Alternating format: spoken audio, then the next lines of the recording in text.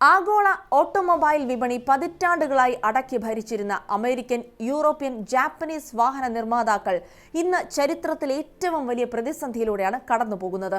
Chinese വാഹന കമ്പനികൾ ഉയർത്തുന്ന ശക്തമായ വെല്ലുവിളിയെ നേരിടാൻ ഈ കമ്പനികൾക്കാവുന്നില്ല എന്നാണ് റിപ്പോർട്ടുകൾ പറയുന്നത്. ചൈനീസ് കമ്പനികളുടെ അവിശ്വസനീയമായ വളർച്ചയ്ക്ക് മുന്നിൽ തങ്ങളുടെ നിലനിൽപ്പ് തന്നെ അപകടത്തിലാണെന്ന് ലോകത്തെ പ്രമുഖ വാഹന ഭീമന്മാർ ഇപ്പോൾ തുറന്ന് സമ്മതിക്കുകയും ചെയ്യുന്നു. വിശദമായി നോക്കാം. സ്വാഗതം ഇൻഡെപ്തിലേക്ക്.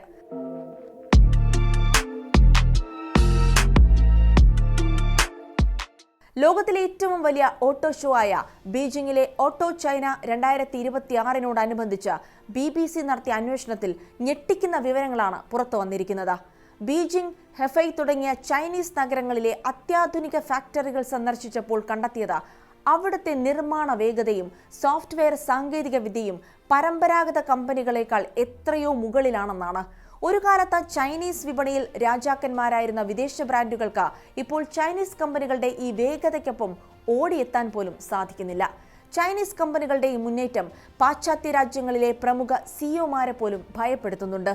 ഷാങ്ഹായിലെ പൂർണ്ണമായും ഓട്ടോമേറ്റഡ് ആയ ഒരു ചൈനീസ് ഫാക്ടറി നേരിട്ട് സന്ദർശിച്ച ശേഷം പ്രശസ്ത ജാപ്പനീസ് ബ്രാൻഡായ ഹോണ്ടയുടെ ചീഫ് എക്സിക്യൂട്ടീവ് തോഷിഹിറോ മിബെ ജാപ്പനീസ് മാധ്യമങ്ങളോട് പറഞ്ഞത്, ഇതിനെതിരെ പിടിച്ചു നിൽക്കാൻ നമുക്ക് ഒരു സാധ്യതയുമില്ല, നമ്മളൊരു പക്ഷേ പൂർണ്ണമായും തോറ്റുപോയേക്കാം എന്നാണ്. സമാനമായ മുന്നറിയിപ്പാണ് അമേരിക്കൻ വാഹന ഭീമന്മാരായ ഫോർഡിന്റെ ചീഫ് എക്സിക്യൂട്ടീവ് ജിം ഫാർലെയും നൽകുന്നത്. ചൈനീസ് കമ്പനികൾ തങ്ങളുടെ ആഭ്യന്തര വിപണിക്ക് പുറത്തേക്ക്, അതായത് ലോക വിപണിയിലേക്ക് ബിസിനസ് വ്യാപിപ്പിക്കുമ്പോൾ പാശ്ചാത്യ കാർ നിർമ്മാതാക്കൾക്ക് ഇത് തങ്ങളുടെ നിലനിൽപ്പിനായുള്ള ഒരു ജീവൻ മരണ പോരാട്ടമായി മാറുമെന്നാണ് അദ്ദേഹം വ്യക്തമാക്കുന്നത്. പതിറ്റാണ്ടുകളായി ചൈനയിൽ ബിസിനസ് ചെയ്യുന്നതിനായി അവിടുത്തെ പ്രാദേശിക കമ്പനികളുമായി ചേർന്ന സംയുക്ത സംരംഭങ്ങൾ അഥവാ ജോയിന്റ് വെഞ്ചേഴ്സ് നടത്തി വന്നിരുന്ന വിദേശ കമ്പനികൾ ഇന്ന് ചൈനയുടെ വിപണിയിൽ എങ്ങനെയെങ്കിലും പിടിച്ചു നിൽക്കാൻ വേണ്ടി ആ പങ്കാളിത്തങ്ങളുടെ സ്വഭാവം തന്നെ മാറ്റാൻ നിർബന്ധിതരായിരിക്കുകയാണ്.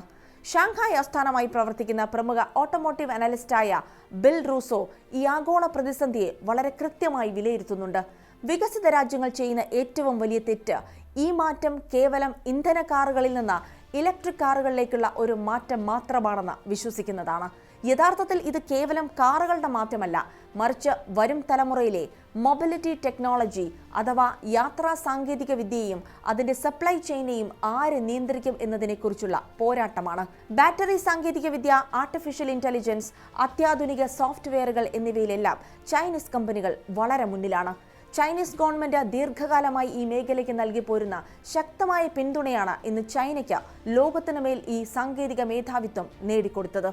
വിലക്കുറവും എന്നാൽ ലോകോത്തര സാങ്കേതിക വിദ്യയും സമന്വയിപ്പിച്ച് ചൈനീസ് ബ്രാൻഡുകൾ ആഗോള വിപണി പിടിച്ചടക്കുമ്പോൾ പരമ്പരാഗത കാർ നിർമ്മാതാക്കൾക്ക് തങ്ങളുടെ നിലനിൽപ്പിനായി തന്ത്രങ്ങൾ പൂർണ്ണമായും മാറ്റേണ്ടി വരുമെന്നാണ് റിപ്പോർട്ടുകളിൽ പറയുന്നത്.